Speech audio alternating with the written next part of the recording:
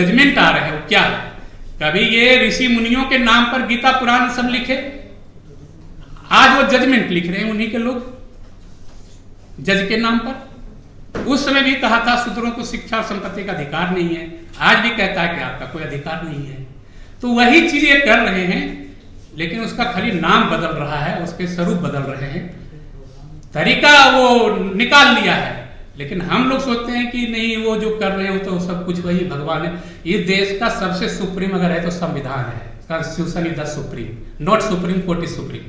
अगर वो संविधान विरुद्ध काम करता है तो उसका बायकॉट करना, उसके खिलाफत करना, ये हमारा संवैधानिक अधिकार है, because we are we the people of India. Constitution का पहला वर्ड यही है।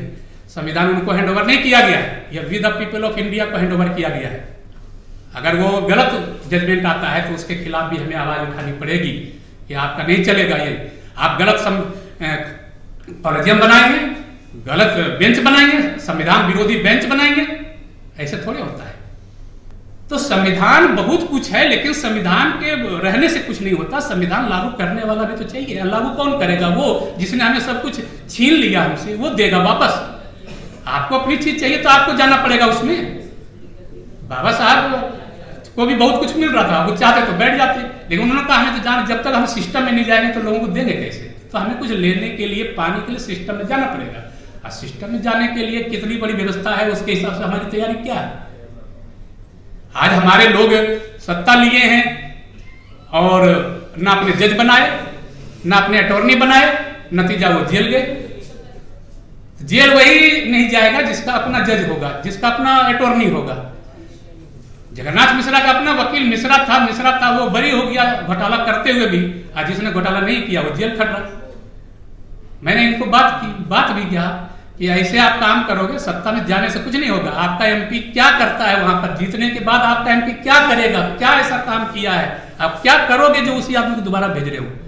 आप एक बार अपनी पार्टियों को एक बार लेखा जोखा करो, और कैसा नेता चाहिए हम लोगों से पूछो, हम बताएंगे कैसा नेता चाहिए, कैसा आपको। अंदर आप जाने लायक ही नहीं रहोगे तो जा करोगे क्या? करने लायक ही नहीं हो कुछ तो करोगे क्या? आप सिवाय जेल जाने के सिवा कुछ करोगे नहीं आप। और उसका नतीजा होता है कि हमें सुनना पड़ता है गाली कि तुम्हारे लोगों ने ये सामाजिक न्याय पर ये किया वो किया, इसका जवाब हम देते फिरते हैं। तो हमारे अपने प्रतिनिधियों से भी बात करनी पड़ेगी कि आप इस तरह के जो लोग भेज रहे हैं उनका भी कैरेक्टर और उनका भी चरित्र और उनका भी देख लीजिए कि वो करते क्या है, कर क्या सकते हैं। वो खाली भेज देने से कुछ थोड़े होता है, वहां जाके कुछ करने लायक अगर नहीं है तो बेकार है आपका। अमेरिका में 14% काले लोग हैं और उसकी इकोनॉमी में, अमेरिका की इकोनॉमी में 17% उसकी अपनी इकोनॉमी है। वहाँ के जो अमेरिका की इकोनॉमी है 17% होल्ड करता है, 14% आबादी वाले लोग। उसका अपना बैंक है, अपना इंश्योरेंस है, अपना हर फैक्ट्री है। इन्हें इस बात का चिंता नहीं है कि रवीश कुमार बहुजनों की चर्चा करते हैं, इसे इस बात की चिंता नहीं है कि कन्हैया कुमार इनका लीडर बना हुआ है। इन्हें दिक्कत इस बात की है कि जब हमारे प्रोफेसर दिलीप मंडल जी पत्रकार बन जाते हैं, शंभू कुमार जी जैसे हमारे जब कोई रिपोर्टर बन जाते हैं, ये परेशानी इनको है। इनको परेशानी है कि लालू प्रसाद जी जैसे नेता जब आएंगे, बहुजन का जब कोई नेता आएगा, मायावती जी जब कोई मुख्यमंत्री से सीएम की रेस में आएंगे, तब इनको परेशानी है। इनको परेशानी ये नहीं है कि उनके ही लोग आपके यहाँ अगर कुछ कर रहे हैं तो कोई परेशानी नहीं है। तो हमारे लोग जैसे उठेंगे तो उनके लिए सीधे है कि अब उनको रास्ते से हटाने के लिए कोई न कोई उस पर एक धारा लगाया जाएगा, उसको जेल में बंद किया जाएगा और उसको रास्ते से हटाने का कार्यक्रम चलता है। इसके लिए उनकी अपनी एजेंसी है जो जांच करती है, उनके थाने पुलिस है जो केस दर्ज करती है, और उनके कोर्ट है, जज है जो फैसला देते हैं। तो ये बहुत सोची समझी रणनीति के तहत ये सब काम हो रहा है। मैं तो कोर्ट में हूँ, रात दिन देखता हूँ तमाशा। आप लोग सोचते होंगे कि ये देश का न्यायालय है, लेकिन सबसे अन्याय यही हो रहा है। आज जो आप देखेंगे कई केसों के अभी तक डेट नहीं आया है, कई साल लगे हुए हैं, अभी तक उनका भी लिस्टिंग नहीं हुआ। उनका क्यों नहीं होता है? इसीलिए कि उसको देखा जाता है कि ये केस किसका है, कौन जाति का है, कौन वर्ण का है, कौन धर्म का है, फिर इसके वकील का सारा हिस्ट्री क्या है, उसके हिसाब से केस लिस्ट होता है। नहीं तो सलमान खान का और अर्नब गोस्वामी का वहां 5 बजे मुंबई हाई कोर्ट से फैसला होता है और 6 बजे सुप्रीम कोर्ट में लिस्ट होकर डिसाइड भी हो जाता है। तो ये चीजें देखिए आपकी कैसे होता है। जब आपको न्याय देने की बात होगी तो आपकी केस लिस्ट नहीं होगी, कब आएगा कोई पता नहीं। लेकिन जब आपको फांसी देने की बात आएगी, आपको सजा देने की बात आएगी, तो 2 बजे रात में ये कोर्ट खुलेगा और कहा जाएगा देखिए आपके लिए मैंने 2 बजे कोर्ट खोला था। असल उसे 4 बजे फांसी देना था, तो 2 बजे तो उसे खोलना जरूरी था ना, नहीं तो वो टल जाता तो पता नहीं कितने दिन और चला जाता। तो ये सारी कहानी है और इसको हमें बारीकी से समझना पड़ेगा। इस संविधान में जितनी बातें हैं अगर वो सही ढंग से लागू हो जाए तो इस देश की सारी समस्या खत्म हो जाएगी। लेकिन जो हमारे साथी मनुवादी लोग हैं, जब उनसे बात होती है, चर्चा होती है, तो कई बार मजाक में बोल भी देते हैं। तो कहता है हमें इस बात की परेशानी नहीं कि आप लोग को कुछ भागीदारी मिल जाए, हमें परेशानी इस बात से होगी जब आप लोग आ जाएंगे तो फिर हमारी दुर्गति हो जाएगी, हमें वही करना पड़ेगा जो आप लोग कर रहे हैं, और ये हम नहीं चाहते हैं। तो व्यवस्था में जो बैठे लोग हैं वो कहते हैं साफ बात कि हम जितने भी कानून पॉलिसी बनाते हैं वो कागज में देखने के लिए तो बनाना पड़ता है, लोगों को बताने के लिए, लोगों को लोक लुभावन वोट लेने के लिए, लेकिन हमें नहीं करना है। क्यों? अगर मैं करता हूं तो 85% बेनिफिट आपका हो जाएगा, क्योंकि 85% आपकी संख्या है ना, तो कोई भी चीज बनेगा तो उसका 85% आपके पास जाएगा। तो हमें तो 15% मिलना, तो हम तो अगर नहीं भी करेंगे तो भी हम ले लेते हैं सारा चीज, तो हमें जरूरत क्या है कि इसको लागू करें। वो तो खुलेआम बोलता है और हमारी चर्चाएं ऐसे लोगों से होती रहती है बराबर अपने फ्रेंडशिप लेवल पर। तो मैं इन लोगों के भी मीटिंग में कई बार जाता हूं और देखता हूं, सुनता हूं। मैं परशुराम जयंती में भी चला जाता हूं, मैं देखता हूं वहां पर अपने कई दोस्त हैं, बुलाते हैं, चले जाते। वहां सारे अभी दिल्ली में मनाया था उन लोगों में, आम आदमी पार्टी का वहां MLA MP जो है आया हुआ था, वहां पर कांग्रेस का भी आया हुआ था, वहां बीजेपी का भी आया था, वो ब्राह्मण सब आए होते हैं उनके। तो उनका कोई पार्टी नहीं होता, वो ब्राह्मण होते हैं, वो कहीं भी होते हैं तो ब्राह्मण होते हैं। तो हमें ये चीज समझने की जरूरत है कि हम एक प्लेटफॉर्म पर हमारे लोग क्यों नहीं आते हैं, वो जिस पार्टी में जाते हैं उसी के होके क्यों रह जाते हैं,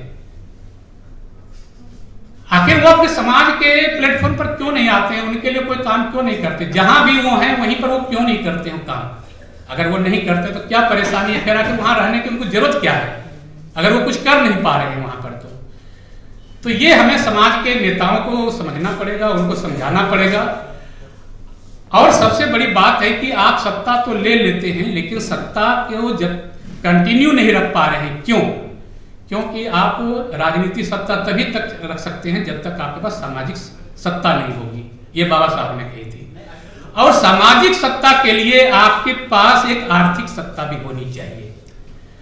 मैं बचपन में पिताजी के ही अपने कस्टडी में पढ़ा करता था, हमारे कोई ट्यूटर वगैरह थे नहीं, गांव से आया था, तो वो पढ़ाते थे, दुकानदारी भी करते थे और मुझे भी साइड में पढ़ाते थे। उन्होंने एक चीज मुझे पढ़ाई थी कि जब ईस्ट इंडिया कंपनी आई थी तो उसका जो झंडा था उसमें लिखा हुआ था फ्लैग फॉलोज ट्रेड, जहां पे सत्ता कायम करना हुआ, झंडा गाड़ना हो, वहां पर आप व्यापार करो।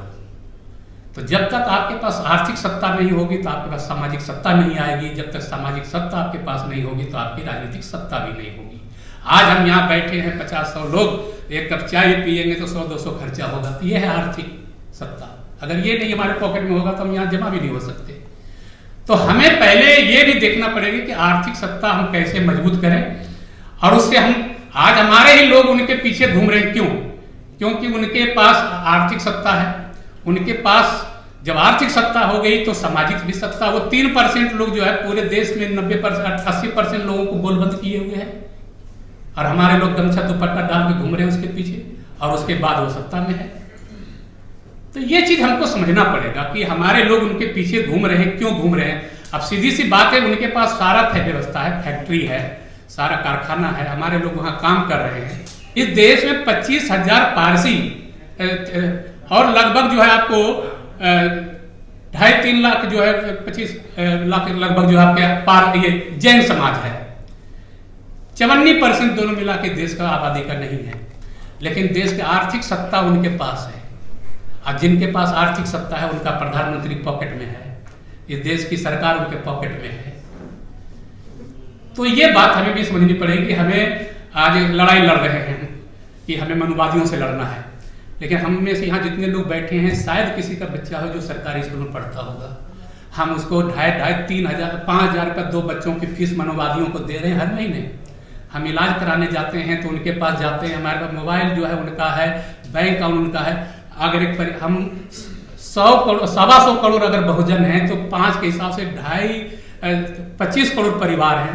हम अगर 10,000 भी उनको महीने में दे रहे हैं, शिक्षा, स्वास्थ्य, टीवी, फ्रिज, गाड़ी खरीदते हैं, स्कूटर उनके नाम पर, तो 2.5 लाख करोड़ हम हर महीने मनवादियों को देते हैं और उनसे हम लड़ाई करने निकले हैं।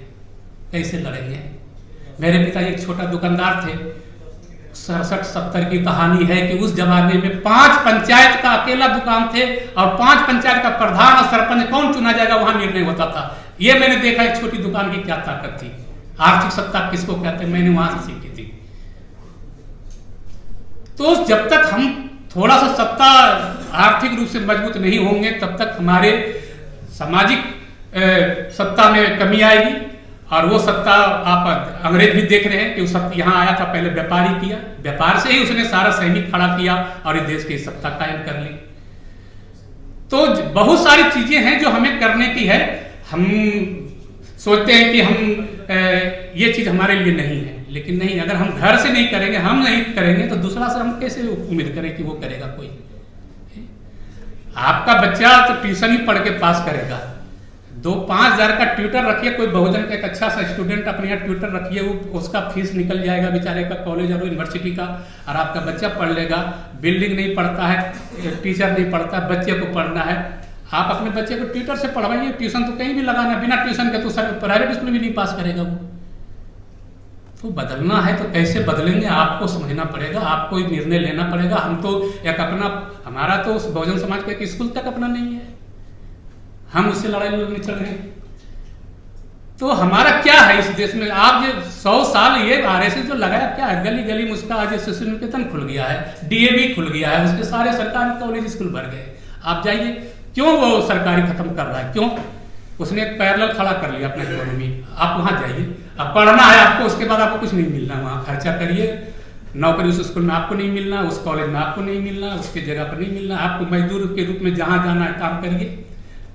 तो इतना पैसा खर्चा कर रहे हैं हम, किस लिए कर रहे हैं? आने वाली जनरेशन को तो उतना कुछ मिलना भी नहीं जितना पैसा खर्चा कर रहे हैं, क्योंकि हमने अपने लिए कुछ बनाया नहीं। ना तो एक यूनिवर्सिटी हमने बनाया है, ना एक कॉलेज बनाया है, ना एक हॉस्पिटल बनाया है अपने लिए। तो जब तक हम ऐसे नहीं अपना तैयार करेंगे अपना पैरेलल इकोनॉमी, तब तक हम इनसे नहीं लड़ सकते हैं। तो आप किसी भी सत्ता से लड़ने के लिए आप ऐसे भूखे सोचेंगे लड़ लेंगे तो ऐसे नहीं लड़ाई होगी। लड़ने के लिए आपके अंदर भी होना चाहिए, जो 5 आदमी आपके पास बैठे तो उसको चाय पिलाने के भी आपके पास कैपेसिटी होना चाहिए। आज हमारे जितने पत्रकार बंधु हैं ये भी मजबूर हैं कि अपने घर से सक्षम नहीं है कि अपनी पत्रकारिता घर से कर पाएंगे। ये हम ही लोग कुछ 2 पैसे से इनका भी चल जाता है, ना हमें कोई अपना मीडिया खड़ा कर पाए हैं, तो हमारा न्यूज कहाँ पहुंचेगा कहीं अपने लोगों तक। तो ये सारी चीजें हमें खुद अपने बहुजन समाज के प्लेटफॉर्म पर एक बात समझनी पड़ेगी। हमें लोगों को जो भी हैं चर्चा आपस में करनी पड़ेगी। और ये जो व्यवस्था बनाई गई है, व्यवस्था में अगर हम ढंग से लड़ें तो बड़ी बात नहीं है, ये बहुत शांतिपूर्ण से लड़ाई हो सकती है। उछल कूद और लठमारी से कोई व्यवस्था चेंज नहीं होता है। हमें एक लोकतांत्रिक व्यवस्था में हम लोग हैं, संवैधानिक व्यवस्था में, इन्हीं के माध्यम से हमें सब कुछ करना है। लेकिन हमारी तैयारी बस एक दिन पहले नहीं होती है। ये लोग तैयारी पूरे कर रहे हैं 100 साल से। हम सोचते हैं कि इलेक्शन से 1 महीना पहले सब कुछ कर लेंगे, जाकर के 2 दिन पहले जाकर कर लेंगे, वैसे नहीं होती है।